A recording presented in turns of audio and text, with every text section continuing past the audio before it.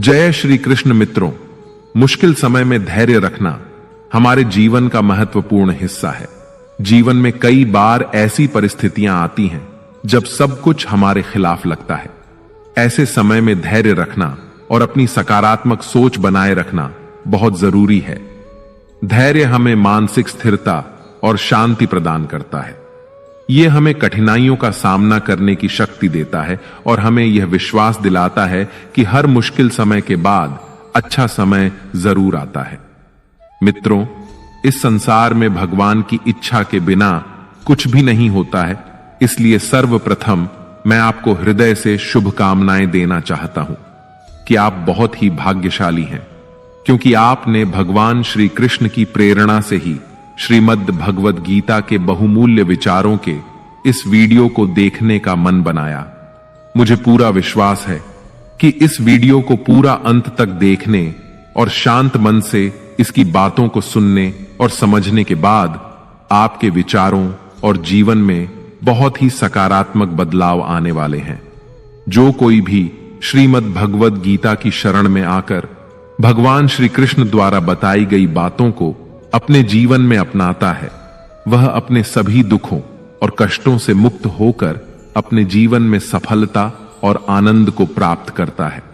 दोस्तों, आपको जिंदगी में जो कुछ भी चाहिए या आपकी जो भी समस्या है, आप श्रीमद् भगवद गीता के ये 60 अनमोल वचन ठीक से सुनकर समझ लीजिए। आपकी हर इच्छा पूरी होगी, हर मुश्किल आसान होगी और आपका हर दुख दूर होगा। इसलिए आज हम आपके लिए भगवान श्री कृष्ण द्वारा दिए गए 60 अनमोल वचन लेकर आए हैं, ताकि ये आपके वर्तमान और भविष्य के सभी दुखों और कष्टों का निवारण करने में आपकी मदद कर सके। गीता का यह ज्ञान अमृत से भरा है, जो इंसान के मरे हुए मन और जीवन में एक नई जान डाल देता है। मैं गारंटी के साथ यह बात कह सकता हूं कि जो कोई भी इन 60 वचनों को पूरे ध्यान से और वीडियो के अंत तक सुनेगा, उसे अपनी हर समस्या का समाधान मिल जाएगा। उसे वह सब कुछ मिल जाएगा जो वह पाना चाहता है। इसलिए इस वीडियो में एक भी विचार को मिस न करें और इस वीडियो को पूरा अंत तक सुनें। तो चलिए शुरू करते हैं। श्रीमद् भगवद गीता का पहला अनमोल वचन यह है कि जहां आपके लिए प्रेम और इज्जत नहीं है, वहां कभी मत जाओ। महाभारत का युद्ध शुरू होने से पहले श्री कृष्ण हस्तिनापुर गए थे, पांडवों की तरफ से शांति प्रस्ताव लेकर। तब शकुनी ने दुर्योधन से कहा, यह कृष्ण बड़ा मायावी है, अगर यह हमारे पक्ष में आ जाए तो समझ लो पांडव हार ही गए। तो इसकी सेवा करो, इसको अपने घर आने का निमंत्रण भेजो, इसे खुश करो। जब श्री कृष्ण हस्तिनापुर पहुंचे तो दुर्योधन ने उन्हें अपने घर आने का आग्रह किया और श्री कृष्ण से कहा, आप मेरे घर में रहिए, मेरा आतिथ्य स्वीकार कीजिए, मेरे घर में भोजन कीजिए। तो श्री कृष्ण ने दुर्योधन से कहा कि दुर्योधन, इंसान को किसी के घर तभी भोजन करना चाहिए, तभी जाना चाहिए, या तो उससे बहुत प्रेम हो, या तो हमारे जीवन में कोई बहुत बड़ी आपत्ति आ गई हो। ना तो मेरी जिंदगी में कोई आपत्ति आई है और ना ही तुम्हारा मुझसे कोई प्रेम है, तो तुम्हारे घर तो मैं कभी नहीं आऊंगा। तुम मुझे अपने घर बुला रहे हो सिर्फ और सिर्फ अपना मतलब पूरा करने के लिए, और मतलबी लोगों के घर कभी नहीं जाना चाहिए। इससे हमको यह शिक्षा मिलती है कि जिसके दिल में आपके लिए प्रेम नहीं है, सम्मान नहीं है, वहां आपको कभी नहीं रहना चाहिए। आपको सिर्फ उसी जगह रहना चाहिए जहां आपकी कदर हो, आपको इज्जत मिले और जहां आपको प्रेम मिले। श्रीमद् भगवत गीता का दूसरा अनमोल वचन यह है कि जिस रिश्ते में मर्यादाएं टूट जाती हैं, वहां सिर्फ सर्वनाश ही होता है। कोई आपसे बड़ा है या छोटा है, अगर वो रिश्तों में अपनी मर्यादाओं को तोड़ देगा तो वह रिश्ता कभी नहीं टिक सकता। रिश्ता सिर्फ तभी चलता है जब दो लोग एक दूसरे का सम्मान करते हैं, कदर करते हैं और कभी अपनी लिमिट क्रॉस नहीं करते हैं। जिस रिश्ते में कोई लिमिट नहीं है, एक दूसरे की इज्जत नहीं है, वह रिश्ता आज नहीं तो कल खत्म ही हो जाता है। श्रीमद् भगवद गीता का तीसरा अनमोल वचन यह है कि इंसान के दुख का सबसे बड़ा कारण है उसका मोह। मोह से अज्ञान आता है और जीवन में समस्याएं शुरू होने लगती हैं। महाभारत में धृतराष्ट्र को दुर्योधन से इतना मोह था कि वो अपने पुत्र को गलत काम करने से भी रोक नहीं सके। धृतराष्ट्र को पुत्र मोह की वजह से धर्म अधर्म का ज्ञान ही नहीं रहा और अंत में सब कुछ बर्बाद हो गया। महाभारत में श्री कृष्ण ने अर्जुन से कहा था, जब ज्ञान की धारा बहती है तो सबसे पहले मोह को नष्ट करती है। मोह को इसलिए नष्ट करती है क्योंकि मोह अज्ञान है। यूनान का सम्राट सिकंदर पूरी दुनिया को जीत लेना चाहता था। एक दिन एक नागा साधु ने सिकंदर से कहा, तू यह पूरी दुनिया जीत लेगा, उसके बाद क्या करेगा, क्योंकि इसके अलावा दूसरी कोई दुनिया है ही नहीं। इतना कहकर संत जोर जोर से हंसने लगा। संत की बातें सुनकर सिकंदर को निराशा होने लगी। सिकंदर ने संत से पूछा कि आप हंस क्यों रहे हैं? संत ने जवाब दिया कि तू पूरी दुनिया जीत लेगा तब भी तुझे निराशा ही मिलेगी, क्योंकि तू दुनिया को जीतने के मोह में बंधा है, जबकि मेरे पास कुछ भी नहीं है, लेकिन मैं हमेशा खुश रहूंगा क्योंकि मुझे किसी भी चीज का मोह नहीं है। सिकंदर ने अभी दुनिया जीती नहीं थी, लेकिन अब संत की बातें सुनने के बाद दुनिया जीतने के विचार से ही वह निराश हो गया था, क्योंकि दुनिया जीतने के बाद कोई और मोह नहीं बचेगा। मोह की वजह से जीवन में दुख ही आते हैं। मोह घर परिवार से हो सकता है, सफलता का मोह हो सकता है, सुख सुविधा और मान सम्मान का मोह हो सकता है। जहां मोह रहेगा वहां दुख तो आएगा ही। मोह जब सफल होता है तो दुख मिलता है, और जब असफल होता है तब भी दुख ही मिलता है। श्री कृष्ण कहते हैं कि जब कोई मोह त्याग देता है तो उसे मेरी कृपा मिल जाती है। मोह रहित व्यक्ति परम आनंद प्राप्त करता है। इसीलिए मोह का त्याग करना चाहिए और जो हमारे पास है उसी में संतुष्ट रहना चाहिए। ज्यादा पाने का मोह रहेगा तो दुख मिलना तय है। श्रीमद् भगवद गीता का चौथा अनमोल वचन यह है कि जो दूसरों के साथ छल करता है उसका अंत बहुत बुरा होता है। दुर्योधन के मामा शकुनी और दुर्योधन ने पांडवों के साथ जीवन भर छल किया, पथ पथ पर उन्हें धोखा दिया, कभी ईमान से उनके साथ नहीं चले, और उसका परिणाम दुर्योधन को यह मिला कि उनके दल का हर एक बड़ा योद्धा छल के द्वारा ही मारा गया, क्योंकि दुर्योधन ने जैसा कर्म किया था उसको वैसा ही फल मिला। जीवन भर उसने छल किया तो अंत में उसकी खुद की मृत्यु भी एक छल से ही हुई थी। इसीलिए कोई अगर खुद को बहुत ज्यादा चालाक समझता है कि दूसरे को धोखा दे दिया, दूसरे को बेवकूफ बना दिया, तो एक दिन कोई आएगा उसकी जिंदगी में भी वो उसको ही धोखा देगा, क्योंकि कर्म सबके कारनामे याद रखता है। जो जैसा कर्म करता है उसको वैसा ही फल जरूर मिलता है। श्रीमद् भगवद गीता का 5वां अनमोल वचन यह है कि लोगों में अपना सहारा ढूंढना छोड़ दो। आपके मन की सबसे बड़ी कमजोरी यही होती है कि आप दूसरों में सहारा ढूंढते हैं, और यही चीज आपको कमजोर बनाती है। यही चीज आपका खुद पर विश्वास खत्म कर देती है। जो लोग सोचते हैं ना कि यह तो मेरा सहारा है तो मुश्किल वक्त में मुझे काम आएगा, वही लोग मुश्किल वक्त में सबसे ज्यादा दुखी और अकेले पड़ जाते हैं।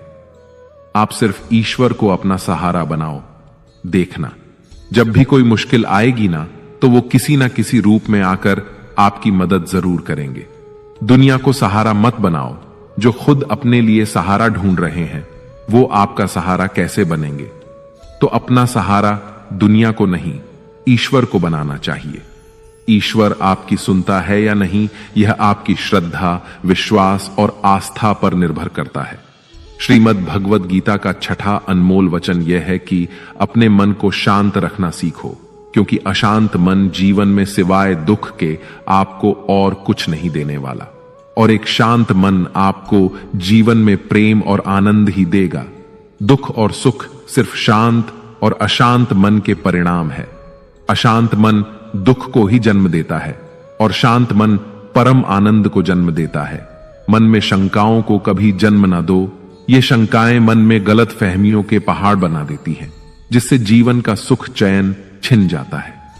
तभी श्री कृष्ण कहते हैं कि मनुष्य को अपने मन को वश में रखना चाहिए। जो कोई अपने मन को वश में कर लेता है उसका मन उसका मित्र बन जाता है, और जो कोई अपने मन को वश में नहीं रख पाता उसका मन उसका सबसे बड़ा शत्रु बन जाता है। श्रीमद् भगवत गीता का 7वां अनमोल वचन यह है कि जिंदगी में कभी भी खुद को किसी का जरूरतमंद या मोहताज मत बनाओ, क्योंकि जब तक आप किसी के जरूरतमंद नहीं होते तब तक आपको कोई दुख नहीं पहुंचा सकता, कोई आपका फायदा नहीं उठा सकता। जिस इंसान के आप जरूरतमंद हो जाओगे वह आपका लाभ उठाना शुरू कर देता है। जिस दिन आपने अपने जीवन को किसी का जरूरतमंद बना दिया उसी दिन से आपको उसकी गुलामी करनी पड़ती है। औरों की तो छोड़ो, जो लोग अपने नौकरों के काम वाली बाइयों के जरूरतमंद हो जाते हैं तो वे उनका सब कुछ सहना शुरू कर देते हैं, क्योंकि उन्हें पता होता है कि आपका काम उनके बिना चल ही नहीं पाएगा और आप खुद से उतना काम कर नहीं पाएंगे, और दूसरा कोई आपको मिल नहीं रहा तो वे आपको परेशान करना शुरू कर देते हैं। लेकिन जब उन्हें यह समझ आता है कि आप अपना काम खुद कर सकते हैं या आपको दूसरे 1000 ऑप्शन मिल सकते हैं तो वे चुपचाप अपना काम करेंगे। अब अगर आप कोई ऐसी नौकरी करते हैं जहां आपके बॉस के गलत होते हुए भी आप उसका टॉर्चर सहते रहते हैं तो उसको पता होता है कि आप उसके जरूरतमंद हैं और वह उसका पूरा फायदा लेता है।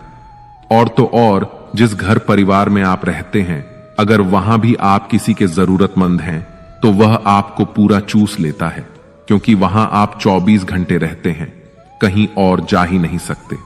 आपके सर पर चढ़ के नाचेगा वह इंसान और आपको पूरी तरह से अपने कंट्रोल में रखेगा। लोगों को बहुत मजा आता है अपने से कमजोर इंसान को अपने कंट्रोल में रखने में। आप चाहे हजारों के लिए अच्छा करो, चाहे हर वो काम करो जिससे उन्हें खुशी मिले, पर ऐसे लोग आपकी गर्दन को दबा के रखते हैं। आप में अगर कुछ प्रतिभा है तो आपके पंख ही काट दिए जाएंगे। हर वो कोशिश की जाएगी आपके साथ जिससे आप जिंदगी में कभी आगे ही ना बढ़ पाओ। किसी का मोहताज होना मर जाने से भी बदतर होता है। आपने कभी गौर किया कि आपकी जिंदगी वही लोग खराब करते हैं जिनके आप जरूरतमंद हो जाते हैं। आपका सारा दुख वहीं से आता है जिसके आप जरूरतमंद होते हैं। जरूरतमंदी सिर्फ शरीर या काम की नहीं होती, सबसे बड़ी जरूरतमंदी तो मन की होती है कि जिंदगी में कोई हमें चाहिए, हमें संभालने के लिए, नहीं तो हम खुश नहीं रह पाएंगे। अकेलापन लोगों से झेला नहीं जाता है। फिर कई बार आप ऐसे लोगों से जुड़ जाते हैं जो आपकी इस मन की जरूरतमंदी का पूरा फायदा उठाते हैं। आप उनसे रिश्ता इसीलिए जोड़ते हैं ताकि आपकी जिंदगी में थोड़ी खुशी आए, और वे लोग आपको खून के आंसू रुलाते हैं, आपकी पूरी जिंदगी नर्क बना देते हैं। याद रखना एक बात, मां बाप के अलावा ऐसा दुनिया में आज तक कोई पैदा नहीं हुआ है कि आप जिसके जरूरतमंद बने और वह आपका फायदा ना उठाए। इसीलिए जिंदगी में कभी भी खुद को किसी का जरूरतमंद या मोहताज मत बनाना। श्रीमद् भगवत गीता का 8वां अनमोल वचन यह है कि अपनी खुशी और अपना दुख हर किसी के आगे जाहिर नहीं करना चाहिए, क्योंकि लोग आपकी खुशी पर नजर लगा देते हैं और आपके दुख में आपकी हंसी उड़ाने लगते हैं।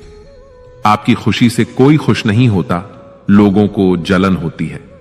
इसीलिए कहा जाता है कि हर वक्त आंसू आंख में लाया ना करो, हर जख्म सबको दिखाया ना करो। यहां लोग हाथ में नमक लिए फिरते हैं, इसीलिए अपना हर दर्द सबको दिखाया ना करो। लोग तो बैठे ही हैं दुखी इंसान को और दुखी करने के लिए, और जो खुश है उसको तकलीफ पहुंचाने के लिए। अपने मन की हालत अपने तक ही रखो, सिर्फ उससे बताओ जो उसे समझने की समझ रखता हो।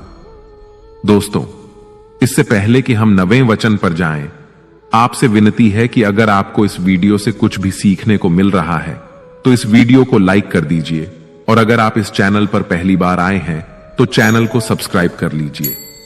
तो चलिए आगे बढ़ते हैं। श्रीमद् भगवत गीता का 9वां अनमोल वचन यह है कि जीवन में जो कुछ भी होता है वह अंततः अच्छे के लिए होता है, चाहे वह वर्तमान हो, भविष्य हो या अतीत हो। हालांकि यह शिक्षा सुनने में सरल लगती है, लेकिन इसे समझना और स्वीकार करना बहुत कठिन होता है, खासकर जब जीवन में किसी प्रकार का दुख, कष्ट या अन्याय हमारे सामने आ खड़ा होता है। उस समय हमें पूरी दुनिया ही गलत और मतलबी लगने लगती है और यह विश्वास करना कठिन हो जाता है कि जो हो रहा है वह हमारे भले के लिए हो रहा है। जब जीवन में किसी अपने से हमें चोट पहुंचती है या हमारे साथ कुछ अनुचित होता है तो हमें लगता है कि हमारी दुनिया टूट गई है, परंतु सच यह है कि यही कष्ट हमें और भी अधिक मजबूत और लायक बनाते हैं। ये कठिनाइयां हमें जीवन के सत्य से रूबरू कराती हैं और हमें यह दिखाती हैं कि कौन हमारा सच्चा मित्र है और कौन नहीं। यह स्थिति उस बच्चे की तरह होती है जिसे उसकी मां कड़वी दवाई पिलाती है। बच्चे को वह दवाई बिल्कुल पसंद नहीं आती, लेकिन वह दवा ही उसकी बीमारी को खत्म करती है। ठीक वैसे ही जीवन के कठिन अनुभव हमें विकसित करते हैं, भले ही उस वक्त वह अनुभव कड़वा क्यों न लगे। वास्तव में हम उसी को सच मानकर जीते हैं जितना हमारी समझ है और जितना हमें दिखाया या बताया गया है। लेकिन सच्चाई तब तक पूरी तरह समझ में नहीं आती जब तक हम खुद उस दुख से नहीं गुजरते।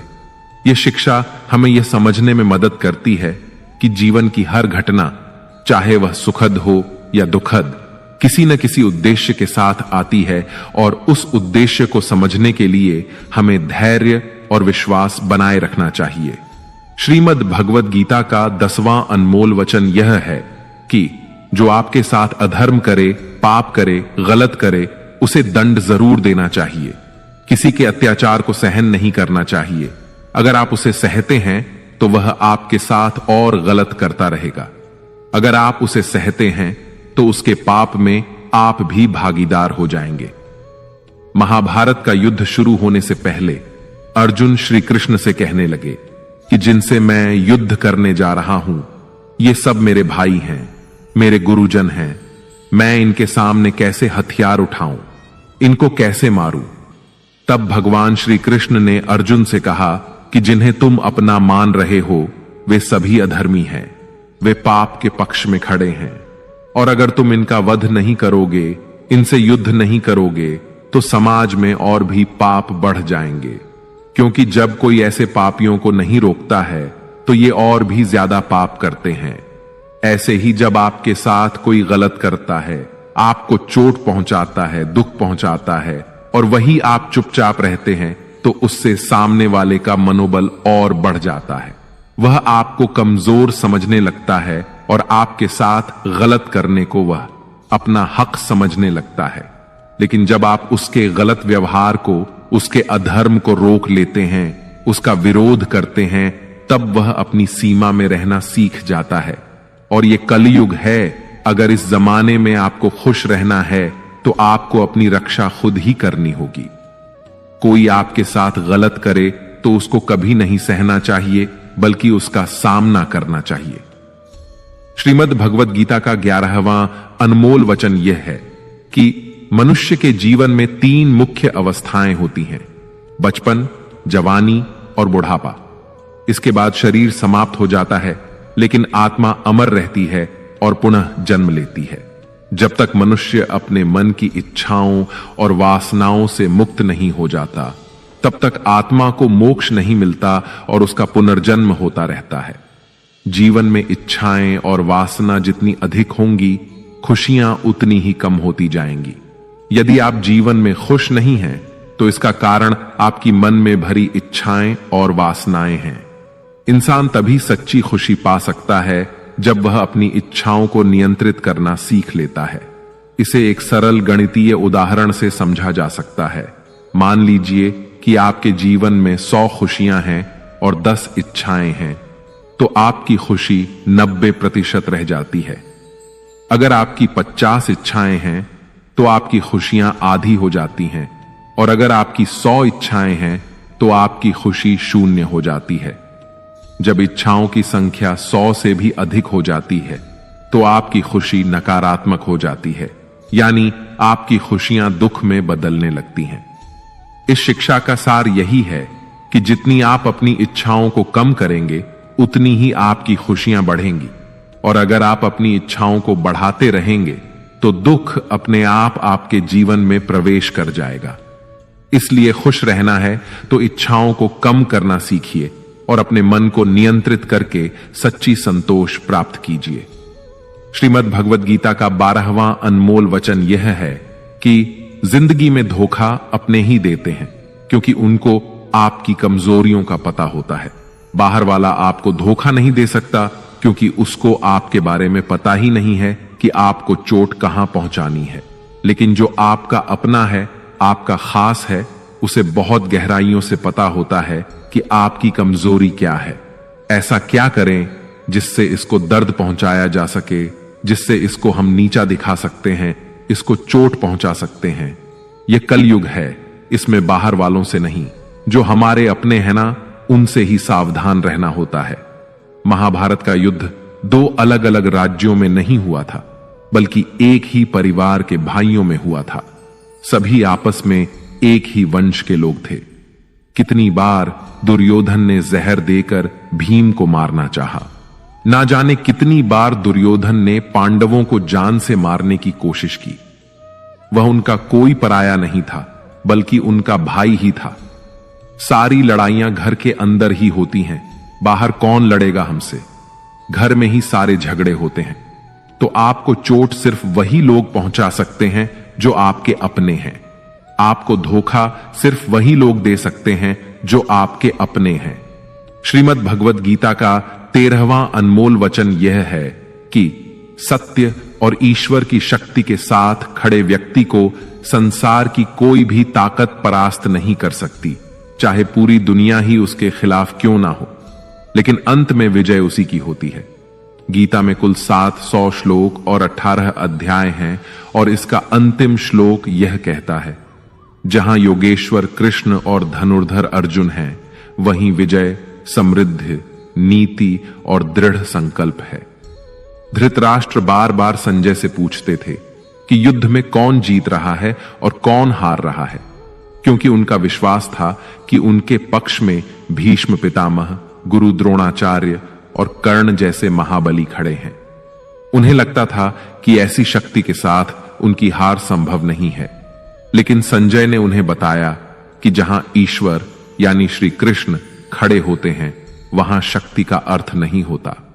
सत्य और धर्म की जीत निश्चित होती है, चाहे किसी के पास कितनी भी शक्ति क्यों ना हो। यदि ईश्वर और सत्य किसी के साथ खड़े हैं, तो उसे पराजित करना असंभव है। श्रीमद् भगवद गीता का 14वां अनमोल वचन यह है कि कभी मत सोचिए कि आत्मा के लिए कुछ भी असंभव है। ऐसा सोचना सबसे बड़ा अधर्म है। यह कहना कि तुम निर्बल हो, यह स्वयं के प्रति सबसे बड़ा पाप है। हम वो है जो हमारी सोच ने हमें बनाया है, इसलिए इस बात का ध्यान रखिए कि आप क्या सोचते हैं। भय और अधूरी इच्छाएं समस्त दुखों का मूल है। पुराने समय की बात है, एक राजा था। एक दिन उसके गुप्तचरों ने सूचना दी कि पड़ोसी राज्य हम पर हमला करने वाला है। गुप्तचरों ने बताया कि खबर एकदम पक्की है। सिर्फ 3 दिनों के भीतर पड़ोसी राज्य अपनी विशाल सेना के साथ हम पर हमला कर देगा, और उनकी सेना इतनी बड़ी है कि उनका सामना करना बहुत मुश्किल है। राजा बेहद चिंतित हो गया, परेशान हो गया। राजा ने तुरंत सभा बुलाई और सभी लोगों से सलाह मांगी कि अब हम लोगों का मरना तय है। अगर किसी व्यक्ति के पास कोई सुझाव या युक्ति है तो वह बता सकते हैं। राजा के एक चतुर मंत्री ने कहा, अब जब जान पर बात आ गई है तो इसका एकमात्र उपाय है कि हमें आज ही, अभी इसी वक्त ही पड़ोसी राज्य पर हमला कर देना चाहिए। राजा बोला, मंत्री जी, हमारी सेना बहुत छोटी है, हम उनका मुकाबला कैसे कर पाएंगे? मंत्री बोला, पड़ोसी राज्य अभी युद्ध के लिए तैयार नहीं है। अभी उस राज्य पर हमला कर दे तो वो संभाल नहीं पाएंगे और हमारे जीतने की कुछ तो संभावना बनेगी। वैसे भी हम पर हमला होने वाला है और इतनी विशाल सेना है कि हम यूं ही मारे जाएंगे। जब 3 दिन बाद मरना ही है तो क्यों ना, कुछ ना करने से बेहतर है, हम यह कर सकते हैं। राजा को यह बात सही लगी। उसने तुरंत अपनी सेना को तैयार होने का आदेश दिया और उस राज्य के नागरिक भी सेना के साथ जुड़कर युद्ध में चले गए। पड़ोसी राज्य जो था वहां तक पहुंचने से पहले एक पुल पार करना होता था। जैसे ही वह सेना पुल पार करके उस राज्य में घुस गई तो राजा ने कहा, हम अपने पड़ोसी राज्य में घुस चुके हैं, ये जो पुल है इस पुल को जला दो। और पुल जलाने के बाद सेना को बोला, हमारे पास में अब और कोई विकल्प नहीं है सिवाय लड़ने के। अब हम या तो लड़कर जीत जाएं या फिर हम यहीं मारे जाएं। हमारे पास भागने का कोई रास्ता नहीं है। सभी सैनिक अपनी पूरी क्षमता के साथ लड़े और पड़ोसी राज्य की बड़ी सेना को उन्होंने हरा दिया, इस विचार के साथ कि हमारे पास अब कोई और विकल्प नहीं है। इस कहानी से सीख मिलती है कि जब आपके पास में रास्ता सिर्फ एक होता है कि अगर यह नहीं किया तो मर जाएंगे, बर्बाद हो जाएंगे, तो संभावना बढ़ जाती है उसमें कामयाब होने की। इसीलिए ऐसा कभी मत सोचिए कि आत्मा के लिए कुछ भी असंभव है। अगर हम जी जान लगाकर दृढ़ निश्चय के साथ किसी कार्य को करते हैं तो हमें सफलता अवश्य मिलती है। श्रीमद् भगवद गीता का 15वां अनमोल वचन यह है कि भगवान श्री कृष्ण अर्जुन से कहते हैं कि हर मनुष्य 3 गुणों रजोगुण, तमोगुण और सत्वगुण से बना है। इसीलिए ऐसा कोई व्यक्ति नहीं है जिसमें केवल अच्छाई या केवल बुराई हो। हर व्यक्ति में अच्छाइयां और बुराइयां दोनों होती हैं। यदि आप चाहें तो आप सबसे अच्छे इंसान में भी बुराई ढूंढ सकते हैं और यदि चाहें तो सबसे बुरे इंसान में भी अच्छाई देख सकते हैं। इसलिए यदि आपको लगता है कि आपके भीतर कुछ कमियां हैं और इसी कारण आप जीवन में आगे नहीं बढ़ पा रहे हैं तो यह आपकी सबसे बड़ी गलतफहमी है। साथ ही लोगों की बातों पर ध्यान देने की जरूरत नहीं है, क्योंकि आजकल अधिकतर लोग ऐसे दृष्टिकोण से दूसरों को देखते हैं जहां उन्हें दूसरों की केवल बुराइयां नजर आती हैं और अपनी केवल अच्छाइयां। अगर कोई आपकी आलोचना करता है तो उसकी चिंता मत करें। जो चीजें आपके नियंत्रण में हैं, जिन्हें आप सुधार सकते हैं, उन पर काम करें और खुद को बेहतर इंसान बनाएं। लेकिन जो चीजें प्राकृतिक रूप से आपके वश में नहीं हैं, उनके बारे में चिंता करके दुखी होने का कोई लाभ नहीं है। यह शिक्षा हमें आत्मसंवर्धन की प्रेरणा देती है। अपने गुणों को निखारें, लेकिन उन चीजों के बारे में परेशान न हो जिन्हें आप बदल नहीं सकते। अपनी कमजोरियों को स्वीकार करके ही आप एक मजबूत और सशक्त व्यक्ति बन सकते हैं। श्रीमद् भगवद गीता का 16वां अनमोल वचन यह है कि वो इंसान जिंदगी में सफल माना जाएगा जो अंदर से हमेशा खुश रहता है। बाहर से तो सभी खुश दिखाई देते हैं, लेकिन अंदर से इंसान अशांति से भरा रहता है। बहुत पैसा कमा लिया, कामयाबी हासिल कर ली, लेकिन वह कामयाबी असली नहीं। असली कामयाबी तब मानी जाएगी जब आपका मन खुश रहता है। खुशी प्राप्त करने के लिए हम पूरा जीवन भौतिक संसाधनों को जुटाने में लगे रहते हैं। धन, गाड़ी, बंगला इत्यादि प्राप्त करने की दौड़ में लगे रहते हैं कि इन्हें प्राप्त करने से हमें खुशी मिलेगी। लेकिन वास्तविकता में ऐसे भौतिक संसाधनों को प्राप्त करके मिलने वाली खुशी थोड़े ही समय के लिए होती है। जैसे ही हमें वो संसाधन मिलता है, हमारा मन दूसरे संसाधन को प्राप्त करने के लिए परेशान होने लगता है। इसीलिए भगवद गीता में भगवान श्री कृष्ण कहते हैं कि मनुष्य वास्तव में खुशी तभी प्राप्त कर सकता है जब वह अपनी इच्छाओं को वश में करके और उनका त्याग करके आध्यात्मिक पथ पर आगे बढ़ता हुआ भगवत प्राप्ति के लिए प्रयास करता है, ईश्वर की भक्ति करता है। ऐसा मनुष्य जो सभी कामनाओं से रहित होकर सुख और दुख को समान भाव से देखता है, वह भीतर से आनंद और संतोष को प्राप्त करता है। श्रीमद् भगवद गीता का 17वां अनमोल वचन यह है कि मनुष्य को हमेशा अपने कर्म पर ध्यान लगाना चाहिए, न कि इस बात पर कि लोग क्या कहेंगे या लोग क्या सोचेंगे। क्योंकि जब हम इस बात की परवाह करते हैं कि लोग क्या सोचेंगे, तब हम अपना कार्य ठीक से नहीं कर पाते। एक बार एक फल वाला बाजार में बैठकर फल बेच रहा था। उसने अपने पीछे एक बोर्ड लगाया हुआ था जिस पर उसने चौक से लिख रखा था कि यहां ताजे फल बेचे जाते हैं। एक ग्राहक ने उससे कहा, हमें मालूम है तुम यहां बैठे हो, वहां नहीं, इस लाइन में से, इस पंक्ति में से यहां मिटा दो। फल वाले ने शब्द मिटा दिया और अब बचा ताजे फल बेचे जाते हैं। एक दूसरा ग्राहक बोला, हम जानते हैं तुम ताजे फल बेचते हो,